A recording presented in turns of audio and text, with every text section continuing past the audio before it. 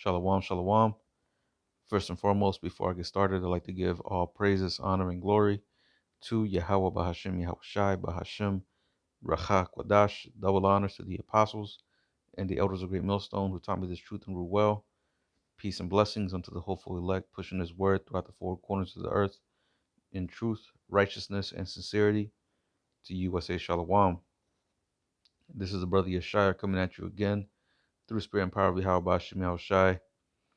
And in this video, I'm pretty much going to entitle it Christianity is Through. All right, Christianity is Through. And I have a couple articles, well, actually just one article and a video I want to play, and then also get some precepts along the way. But yeah, Christianity is over with, man. And I'm talking about all denominations, Catholicism, Christianity, right? Your Methodist, Baptist, all this shit, right? So as you see right here in this article, it says Pew Research Center reports big religious shift as 15,000 churches across the nation close. And you see, and ever since the truth has been out, from our apostles and elders on down that have been pushing this truth, ever since the truth has been out here, we've been seeing people just leave these churches. And ultimately, it's really because the church is unreliable when it comes to telling the truth. There's no truth in that place.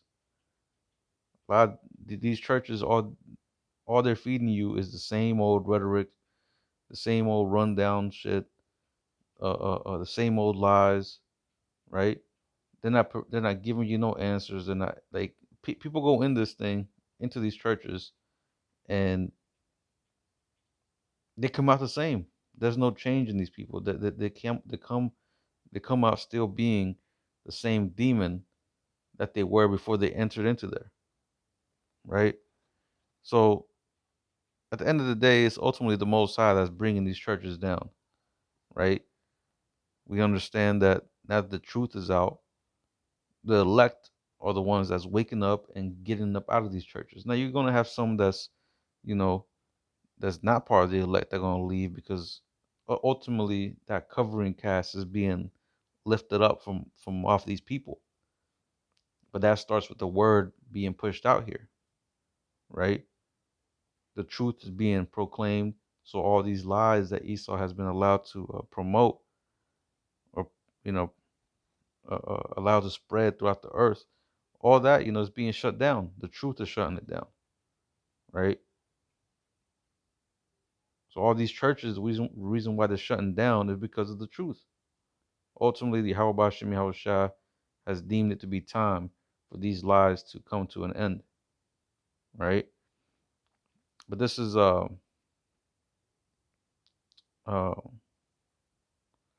this is really just prophecy, coming to pass. All these people really departing from their idols, departing from their, you know, uh, uh, uh, a source of what you will call stability, right? What you will call um, somewhere where you can seek for answers. But like I said, Christianity hasn't served the people with true answers, right? Everything that we see happen on the earth, Christianity has not been able to identify the problem and the root cause of it.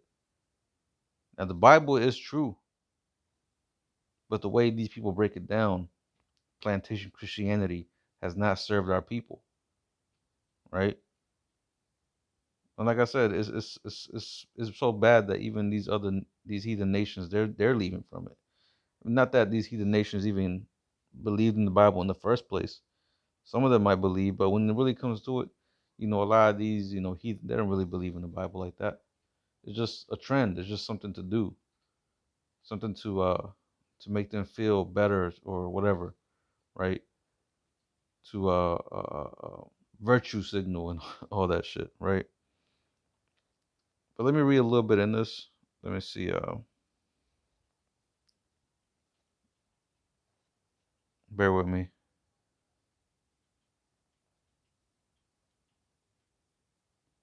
Salaki, I was doing something. But this is going back to the article. It says a big religious shift in the U.S. The nation could see an unprecedented 15,000 churches closed this year, according to reports from religious denominations and churches or in church consultants. A record number of Americans, 29%, consider themselves religiously unaffiliated. So there's some people that just like, nah, I don't really buy into the whole religion thing. A lot of people are turning more atheists more than not, right?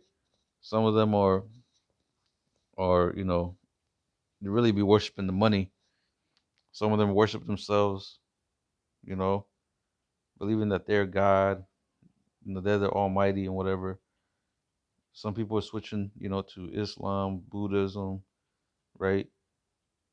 Because ultimately, like I said, Christianity is not is not serving anybody with any true answers to the times, right? A lot of people are saying that it's outdated and this isn't that. They're like I said, either ways, their form of the way they break down the scriptures has always been faulty. It has never served anybody, right? Now that the truth is out here, now it's being shown, right, who the true prophets are, who what the true teachings are, and not a lot of people like it, right? What the true doctrine is, right? So a lot of people are hearing this, are hearing the Hebrew Israelites out there in the highways and byways, and some of them are doing their own research, coming to find out that we're telling the truth. So to them, it's a waste of time, right? Going to churches when it's exclusively only for the Israelites, talking about salvation, right? But let me see. Let me go back. Let me read more into this. It's only a little bit. It's not much to read, really. Let me see. I think that might be it. Yeah, yeah, that was pretty much it.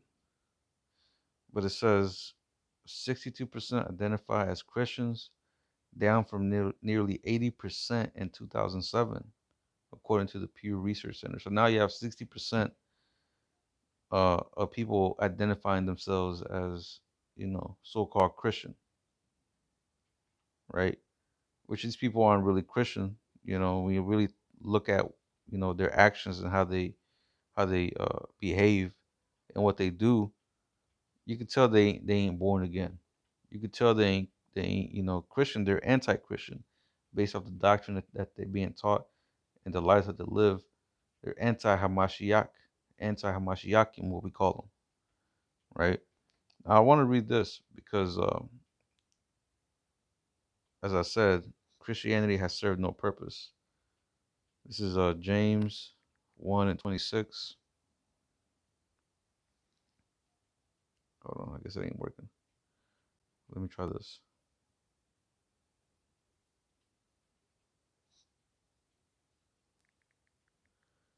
James 1:26. It says, "If any man among you seem to be religious, and bridleth not his tongue, but deceiveth his own heart, this man's religion is vain." And that's exactly what Christianity was. It was vain, right? It was all a lie. But let me read this in the NLT. It says, "If you claim to be religious, but don't control your tongue, you are fooling yourself, and your religion is worthless." Right? Christianity is worthless, right? Because that's exactly how these Christians behave. They act wild, they act reckless, they have no sort of temperament, no sort of self control, right? A lot of them are in this YOLO, come as you are type of spirit. That's what Christianity has always been. You see? And I'm talking about, Esau's Christianity. All right. But anyway, um, let me go to this video real quick.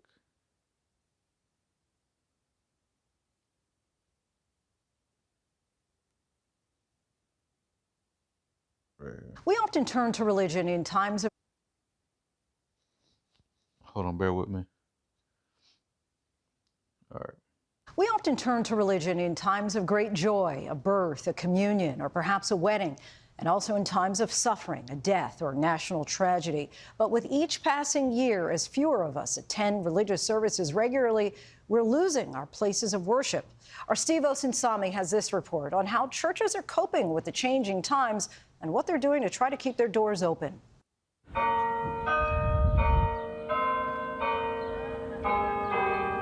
So, Lucky, I gotta pause it. But you hear what she said? She said, what are they doing to cope with these, changing times? Because, like I said, people view the teachings of these Christians as being outdated. Some people view it as, it has no relevance to this time period. But when you read the scriptures and you have the true understanding that we got over here at Great Millstone, you come to realize how relevant the scriptures really are. We're living in prophetic times. The time period that's going to change the future forever, right? Of this kingdom being taken down, this current system, and a new government being established, which is going to rule in righteousness, right? But you see, the thing about these Christians is that they don't want a new kingdom. They're already happy and satisfied with what they got right now. They want to just go back to the 1950s, right? And how things was in that time period. You see, people they just want to win on this side, but not knowing that a lot of these people, they're going to lose. So when now that like I said, that veil being coming off their face, starting to realize and wake up to the truth, you know, we're gonna start seeing a lot more of these people start leaving the churches. These churches soon are gonna be barren. They're just gonna be buildings. A lot of them are going to turn into bars. A lot of them are going to turn into uh, uh, uh, different other things that they're going to be using these buildings for, right? But let me continue playing this. And like I said, and really, this should be the time where people should be going to church even more, looking for answers. But since the fact that these churches have no answers, people are just leaving this place, right? Because what the hell is them hearing the same thing over and over again in these damn churches? And I know because I was in the Catholic church, and all you hear is like some of this is the same bullshit, man. You want to learn nothing. You don't get no, you don't get fed, man. Right? But anyway, let me play this. These are prayerful days for the faithful. Or I should say, if you get fed in this place, you get fed with GMO shit, man. Genetically modified shit. Whenever it comes to the true truth, you're gonna get fed over here.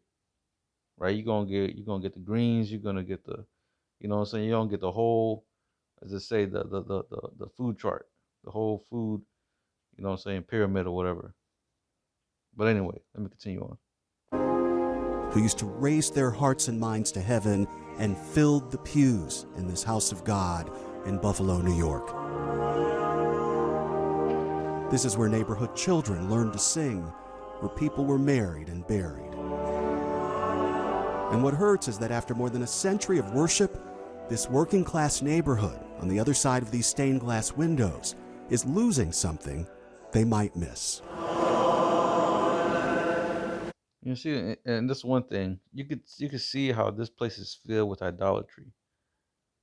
I remember coming into these churches, they'll tell us a Sunday class, you had to walk down the aisle, you had to kneel right in the front where the podium is at, and then get up, do a little hand cross shit, get up, and then go to your chair, go sit, go find a seat, right? And then to a false image at that, right? When you go to the book of Job, let's get that. Job 9 and 24. It says, the earth is given to the hand of the wicked. He covereth the faces of the judges thereof. If not, where and who is he? Right? So the earth is given to this man's hand. So it's letting you know right here what this man has done. This man has covered the faces of the judges thereof. Who has done that? Who has painted the likeness of Yahweh, Yahweh Shai, the saints, the angels, right? Who has painted their likeness as his own? Who has changed the images? Just look, go back to the time of the Renaissance, look up whitewashing or iconoclasm, and you will find the answer. Right? This man has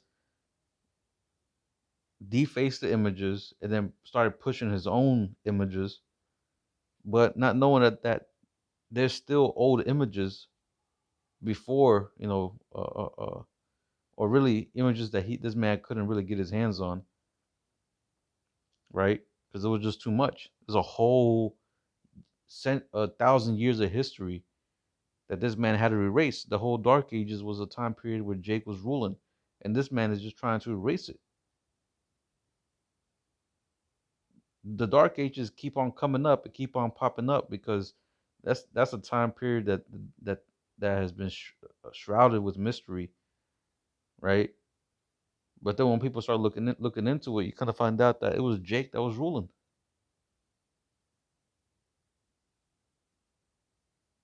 So what happened to that type of history? To all that history?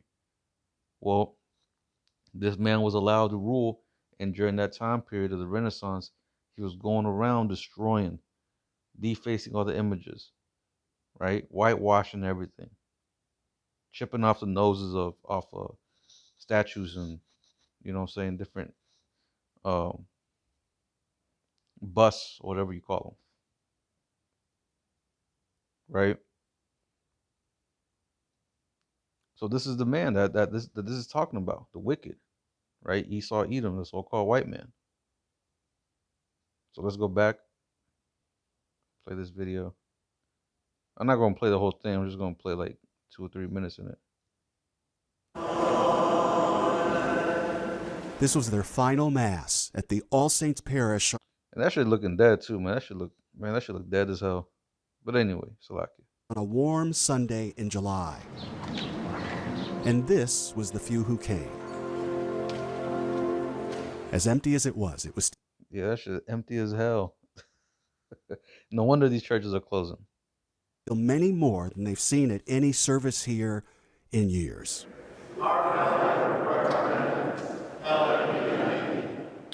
The priests are encouraging them to take comfort in Holy Scripture that says for everything there is a season and a time for every matter under heaven. Yeah, and I'll break that down. Man. The time for every season, and it says for every time there is a season, a time for every matter under heaven, right? And it's a time for these lies to come to an end, right?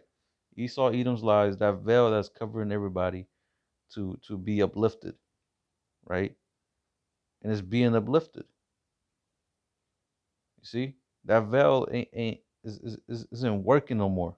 Esau, your lies are not working no more, right? Christianity is done. It's over with, man. It's a time for it. It's a time for y'all to just wrap it up with that, man. Because it ain't working no more. If it works, it only works for the non-elect, right? The peons. But as far as the elect, they're not gonna they're not gonna take part of that no more. Shit, even some 2/3, they're gonna leave the church and wake up to find something else that's gonna bug them out. These nations are finding out that the church is a waste of time. You saw how empty those seats were. But anyway, let me play this. Continue playing it. Here on earth, they had no choice but to sell. How many churches have you had to close in the last few years? We closed a number of places. We essentially went to half of what we used to back in the early 2000s. Wait, you went to half.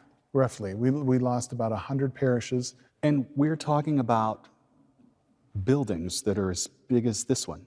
Not all of them, but yes. Father Brian Zielinski is one of many religious leaders across America who's had to stand before cameras this year closing houses of worship. He expects he'll need to shut down another 70 churches and what they're calling their road to renewal, a very biblical name for a modern problem. But it's simple, really. People just aren't going to church as much. On average, more than half of their churches today are baptizing fewer than one person a month, and 59% of them are spending more than they take in. It's my job and role to not just pray about the situation, but to then look at the hard data and say, where does the church need to move? And it's not just here, of course. Correct. It's not just Buffalo. It's not just New York. You shouldn't just stop. That's really all there is to it. You know, get the fuck out the way, right? Because y'all ain't got it.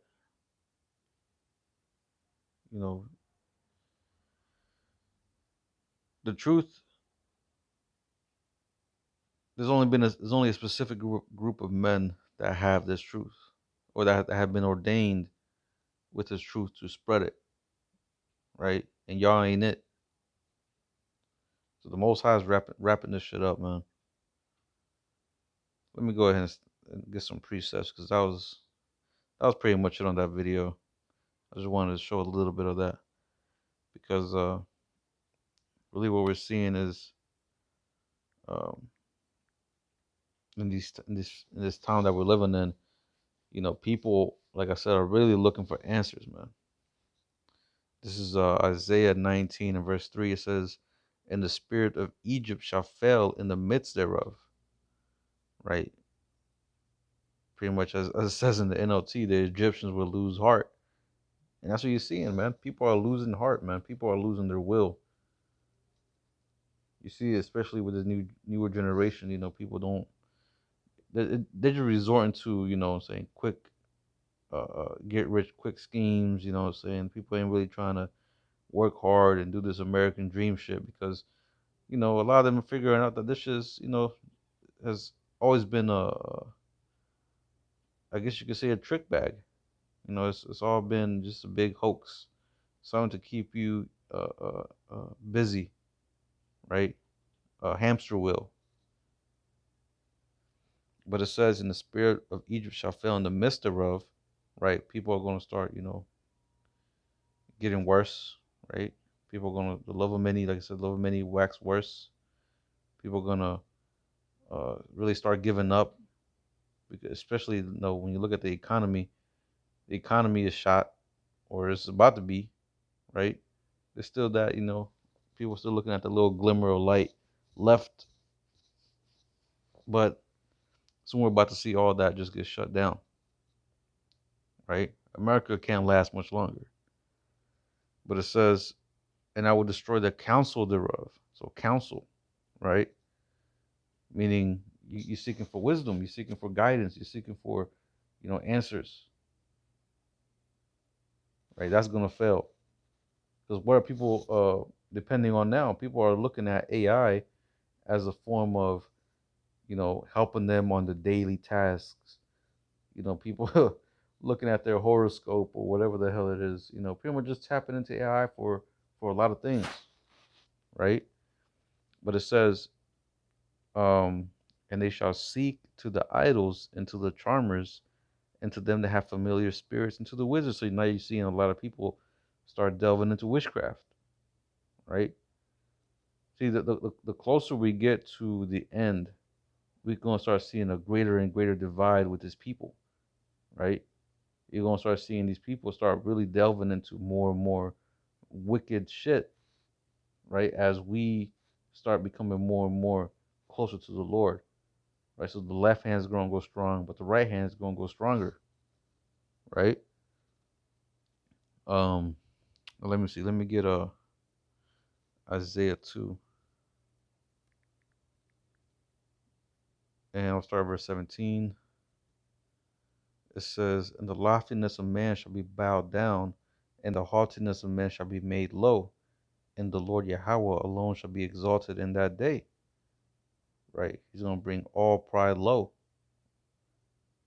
But it says, and the idols he shall utterly abolish, and they shall go into the holes of the rocks and into the caves of the earth for the fear of the Lord and for the glory of his majesty when he ariseth to shake terribly the earth.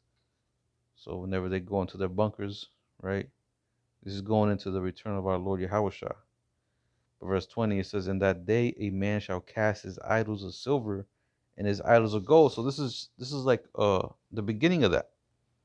People just not showing up to church, even though they might still have a cross at their home or whatever. You know, soon people are going to just do away with the Bible and Christianity altogether, right? Now, like I said, the Bible does have the answers, but if you don't know how to, if you don't have nobody to teach you how to break it down, then you ain't going to be able to decipher it. And ultimately, the Holy Spirit has to be dealing with you. That's first and foremost. But anyway, this is Isaiah 2 and verse 20. And in that day shall a man cast his idols of silver, and that's for all idols, right? All these false idols out here, they're all people are going to start being confounded because they trusting in that, right? And people are going to start ditching them. But it says, and his idols of gold, which they made each one for himself to worship, to the moles and to the bats. It says to go into the clefts of the rocks and into the tops of the ragged rocks, for the fear of the Lord and for the glory of his majesty, when he arises to shake terribly the earth. Right. So that's pretty much the point. Right. People are going to start demanding answers and results, but they're not going to get any. Right. Now let me get this, because the scriptures do have the answers. Right. This is Isaiah 34. This book is a book of prophecy as well, telling us of future events and telling us how to prepare for those events, right? Pretty much guiding you to pretty much trust in the Lord and giving you the an insight of what's to come. Like it says in Isaiah 33 and 6, right? Wisdom and knowledge should be the stability of thy time. So that's what's going to keep us stable, is the knowledge, wisdom, and understanding of this truth, right? While the whole world is bugging out and you know demanding answers and not knowing what to do in this state of fucking despair, we're gonna be good. We ain't gonna be in that state of, oh, I need to know what's going on. What why is this happening? What's gonna happen to me? All this and that. Nah, man, we're gonna just trust in the Lord, man. Right? But this is Isaiah 34 and verse I think it's 16. Yeah, right here. Yeah, it says, seek ye out of the book of the Lord and read. No one of these shall fail, none shall want her mate. For my mouth it hath commanded, and his spirit it hath gathered them. You see? So you gotta seek out of the book. You gotta seek out of the book of the Bible, right? Because none of those prophecies that's written therein is gonna fail. It's all gonna come to pass. And what's one major one is that we see? The MOTB, right? We're seeing the setup, pretty much the groundwork being laid for that. All right. And best believe that's gonna happen quick. The micro C hip, once Jacob trouble happens, the micro C hip and the end, all this is gonna happen rapidly, I should say. But let me see. And if you don't got the information right now, I mean, there's still time, but you really gotta be in a sense of urgency, right? Especially now. You seeing what's going on with the tribes. You see what's going on with ICE. You see what's happening with legislation and free speech and the censorship. Man, it's getting crazy, man. Soon, we don't know how much more time we might have to actually be out there. The Most High can really close this thing up, pretty soon. Seeing how things is going, right? Esau's gonna have to crack down even harder. But anyway, um, it says, "No one of these shall fail; none shall want her mate. For my mouth it hath commanded, and His Spirit it hath gathered them." Right, and that's what we're seeing. The Spirit of Yahweh Shem Yahushai is making all these things happen as we speak. Right, the good and the bad.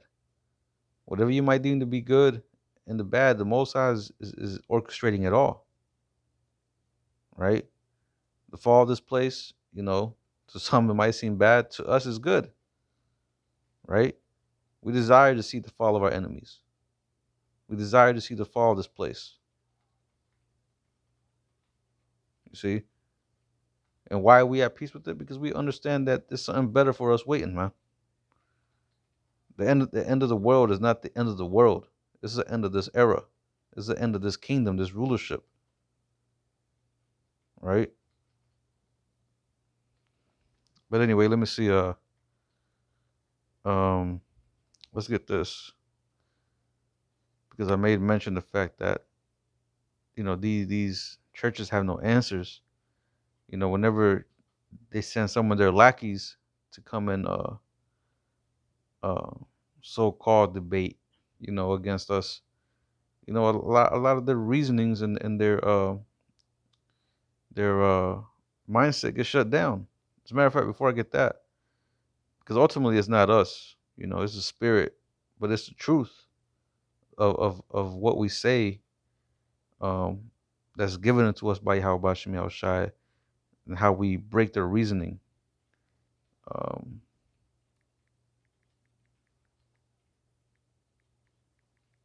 Let me get this.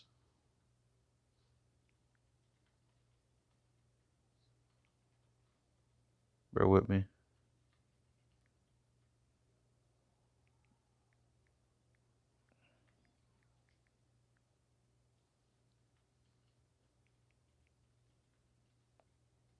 Salakia. I'm trying to think of that one precept. Let me see. It talks about two-edged sword, or cutting both ways.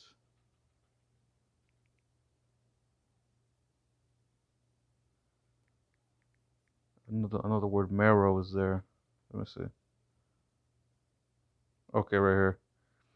Hebrews 4:12. It says, "For the word of the Most High is quick and powerful, and sharper than any two-edged sword, piercing even to the dividing asunder of soul and spirit, and the joints and marrow, and the discerner of the heart, or discerner of the thoughts and intents of the heart." No, that ain't it.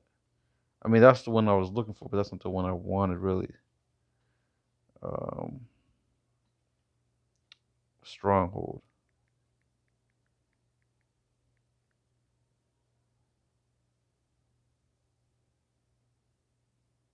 Bear with me. I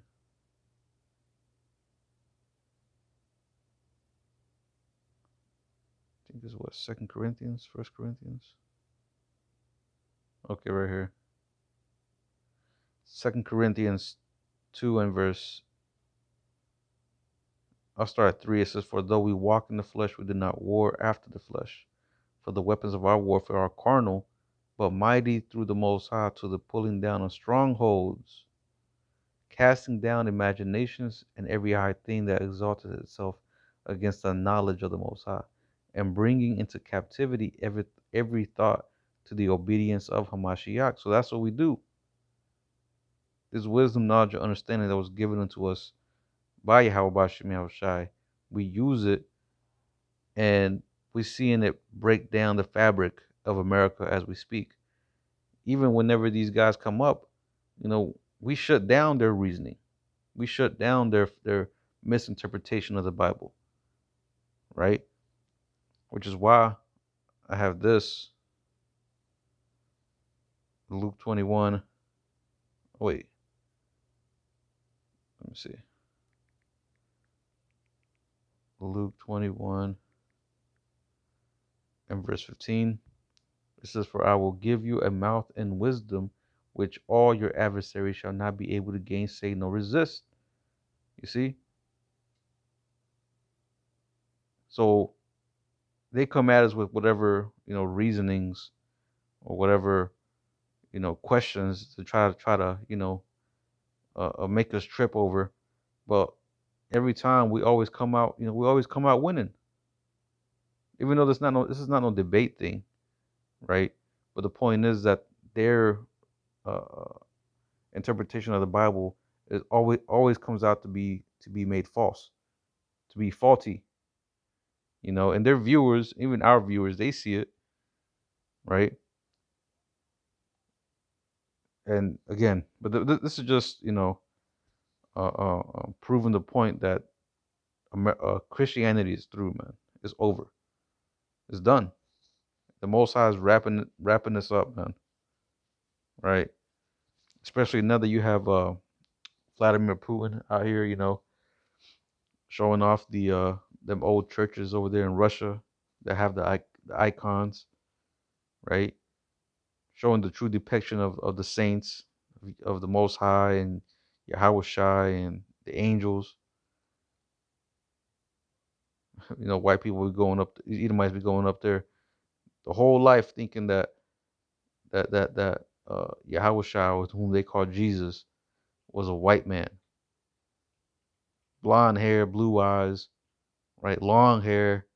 But then when they go to these, they go to the original church, so to speak. They go to the old church, pre-Renaissance period. Then they start seeing the truth of the matter. These untouched paintings,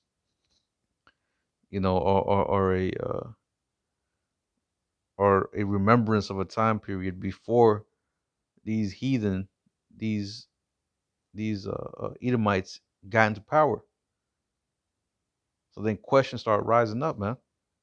And these are questions that they're gonna have to face here soon.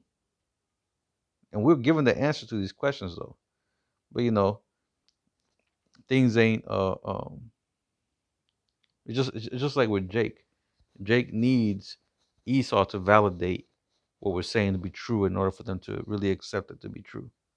Right? But soon at the end of the day, the spirit of the Lord will make things, fully come up to the forefront, right? To where they can't even avoid it. They're gonna have to face this head on. Right? But anyway, that was pretty much it though. I pray this lesson was edifying. I'm gonna go ahead and close it out by giving all praises, honor, and glory to Yahweh Bahashim, Yahweh Shai Bahashim, Racha Kwadash. Double honors to the apostles and the elders of Great Millstone, who taught me this truth and rule well. Peace and blessings unto the hopeful elect, pushing His word throughout the four corners of the earth in truth, righteousness, and sincerity. Until the next time, I'm gonna say Shalom, Kwame Ashala.